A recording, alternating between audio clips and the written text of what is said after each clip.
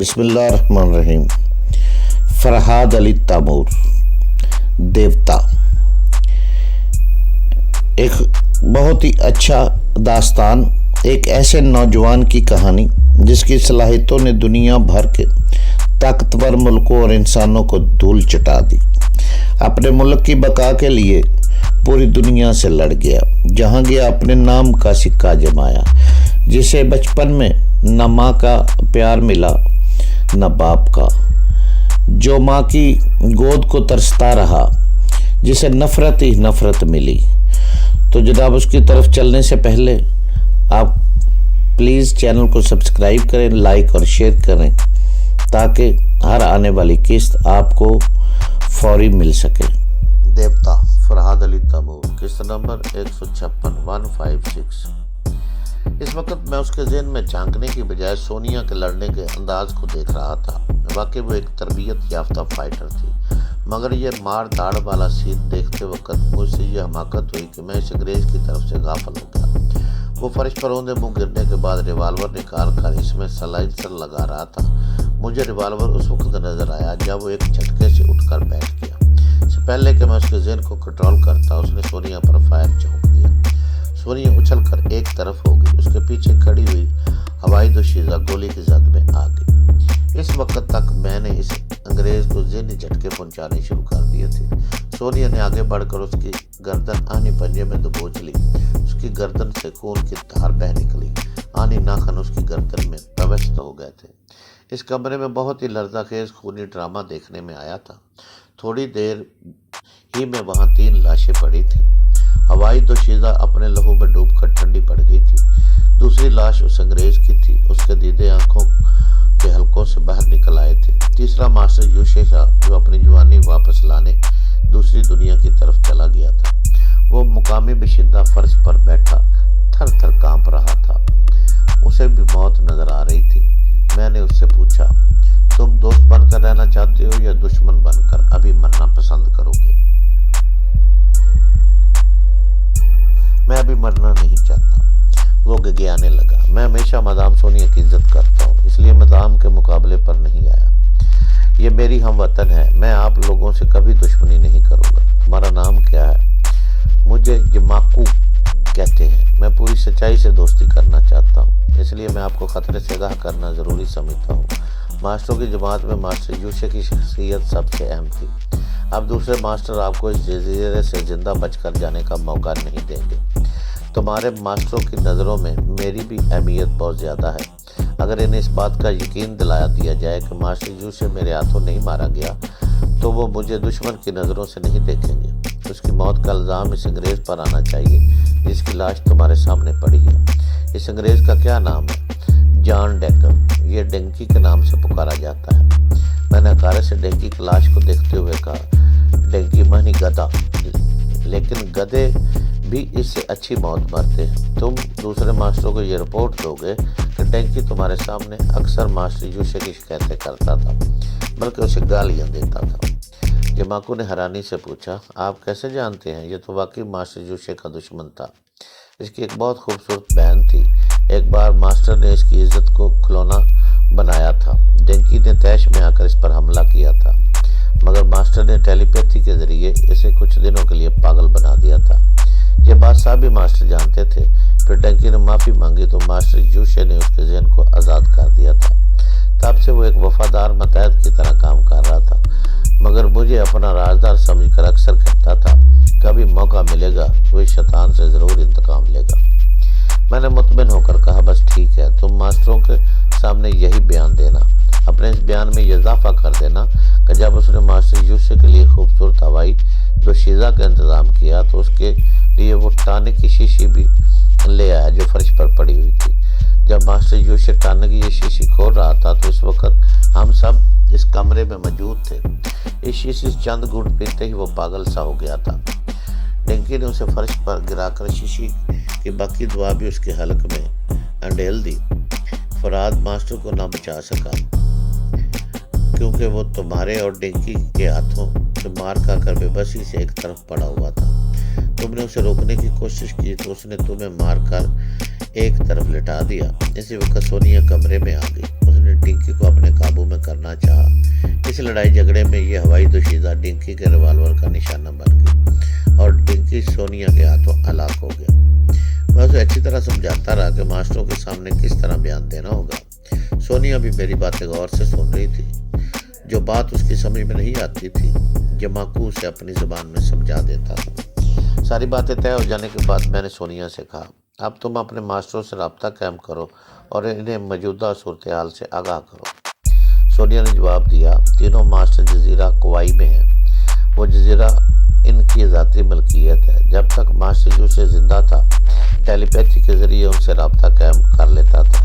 چونکہ میں اس کے ساتھ تھی اس لیے مجھ سے رابطہ قائم کرنے کے لیے ٹرانسمیٹر نہیں دیا گیا تھا۔ اب میں یہاں کی برانچ آفس سے فون کے ذریعے رابطہ قائم کرتی ہوں۔ وہ لوگ ٹرانسمیٹر کے ذریعے ماسٹروں کو اطلاع دیں گے۔ یہ کہہ کر وہ ٹیلی فون کے پاس گئی اور ریسیور اٹھا کر ہوٹل کے ایکسچینج نمبر بتانے لگی۔ تھوڑی دیر بعد دروازے پر دستک ہوئی۔ میں نے چونک کر دروازے کی جانب دیکھا۔ جماکو نے لاشوں کی طرف دیکھتے ہوئے کہا، ہوٹل کے بہرے کو کمرے میں نہیں آنا چاہیے ورنہ یہاں کے پولیس والوں پیچھے پڑ جائیں گے۔ میں نے تائید میں سر ہلاتے ہوئے دروازے کے قریب گیا۔ پھر دروازہ کھولنے سے پہلے میں نے پوچھا، کون ہے؟ پولیس، دروازہ کھولو۔ میں نے گھبرا کر سونیا اور جماکو کی طرف دیکھا۔ ان دونوں کے چہرے زرد پڑ گئے تھے۔ پریشانی کی بات ہی تھی، ہم اپنی صلاحیتوں سے دشمن کا مقابلہ کر سکتے تھے۔ میں تینوں ماسٹروں کو دھوکہ دے سکتا تھا مگر قانون کے خلاف کوئی حرکت نہیں کر سکتا تھا، اور قانون کا محافظ میرا محاسبہ کرنے کے لیے بند دروازے کے دوسری طرف آ کر کھڑے ہو گئے تھے۔ ہمارے سامنے اس وقت قانون ایسی رکاوٹ تھی جسے توڑ کر ہم فرار نہیں ہو سکتے تھے۔ ہر حال میں قانون کا احترام لازمی تھا مگر قانون کی بڑھتی ہوئی گرفت سے بچنا بھی ضروری تھا۔ میں بند دروازے سے لگا بڑی تیز سے سوچ رہا تھا کہ دروازے کے اس طرف قانون کے جو محافظ کھڑے ہوئے ہیں انہیں اندر آنے سے کس طرح روکا جا سکتا ہے۔ ایسے وقت نہ تو جوڈو کراٹے کام آتے ہیں اور نہ ہی ٹیلی پیتھی کا علم سہارا دیتا ہے۔ ان حالات میں حاضر دماغی کام آتی ہے۔ پھر مجھ سے پہلے ہی سونیا کے دماغ نے کام دکھایا۔ وہ فوراً بستر کے پاس پہنچ کر اپنا لباس اتارنے لگی۔ میں نے حیرانی سے اسے دیکھتے ہوئے کہا، میں نے اس کی سوچ کے ذریعے میں پوچھا، تم کیا کرنا چاہتی ہو؟ اس نے خاموشی سے میری شرٹ کی طرف اشارہ کرتے ہوئے کہا، میں اسے اتار دوں۔ پھر اس نے لباس سے آزاد ہوتے بستر کی چادر کھینچ کر اپنے اطراف لپیٹ لی۔ کچھ اس طرح کی نیم اور یعنی قائم رہے اس وقت تک میں نے شرٹ اتار لی تھی۔ وہ تیز چلتی دروازے کے قریب آئی، پھر اس کی چٹکنی گرا کر اسے ذرا کھول کر باہر کی طرف جھانکتی ہوئی بولی، یہ کیا بدتمیزی ہے؟ بے وقت ڈسٹرب کیا جاتا ہے۔ میں اس کی زبان کو نہ سمجھ سکا مگر سچویشن کو سمجھ گیا۔ میں نے شرٹ کو ایک طرف پھینک کر سونیا کے پیچھے آ کر کہا، ہیلو انسپکٹر، مجھے ہوٹل والوں نے یقین دلایا تھا کہ یہاں ان حالات میں ڈسٹرب نہیں کیا جاتا۔ اگر آپ ضروری کام سے آئے ہیں تو ریسیپشن روم میں انتظار کریں، میں بھی آتا ہوں۔ سونیا کے بدن سے لپٹی چادر دیکھ کر ہی انسپکٹر نادم ہو گیا۔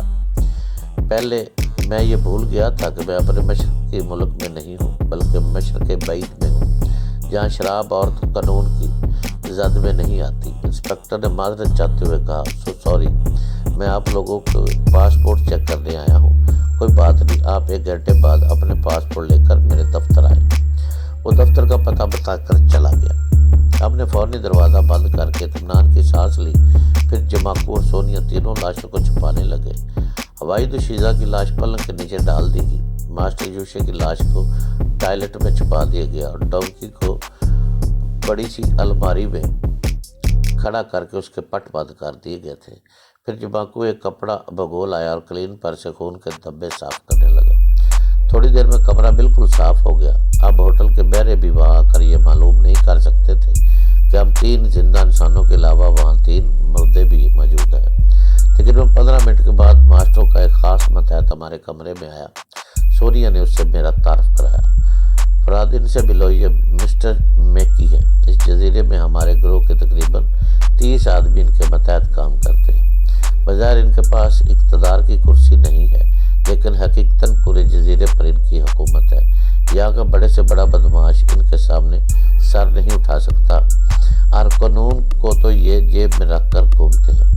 اس نے مسافہ کے لیے ہاتھ بڑھایا۔ میں نے مسافہ کیا تو پتہ چلا وہ فولادی انسان ہے۔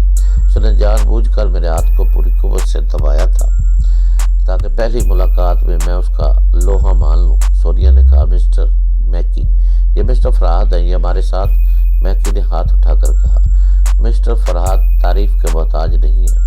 اس دنیا کے جتنے ممالک میں ہمارے گروہ کے جتنے آدمی کام کر رہے ہیں، ان سب کے پاس مسٹر فرہاد کی تصویر اور ان کے کارناموں کی تفصیلات پہنچا دی گئی ہیں۔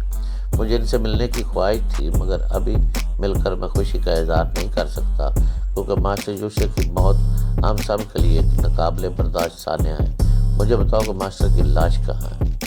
سونیا اسے ٹوائلٹ کی طرف لے گئی۔ میں صوفے پر آرام سے بیٹھ کر اپنے بدن کو ادھر ادھر دابنے لگا۔ بدن کی چوٹیں ابھی تک تازہ تھی۔ جماکو نے میرے قریب آ کر بڑی شرمندگی سے کہا، مسٹر فرہاد، مجھے افسوس ہے کہ میں نے دشمن بن کر آپ پر ہاتھ اٹھایا تھا۔ آپ آرام سے پلنگ پر لیٹ جائیں۔ میرے گھر میں جڑی بوٹیوں سے بنی ہوئی ایک بہت ہی زود اثر دوا ہے، اس کی مالش کی جائے تو ہڈیوں کا درد دور ہو جاتا ہے۔ میں ابھی جا کر لے آتا ہوں۔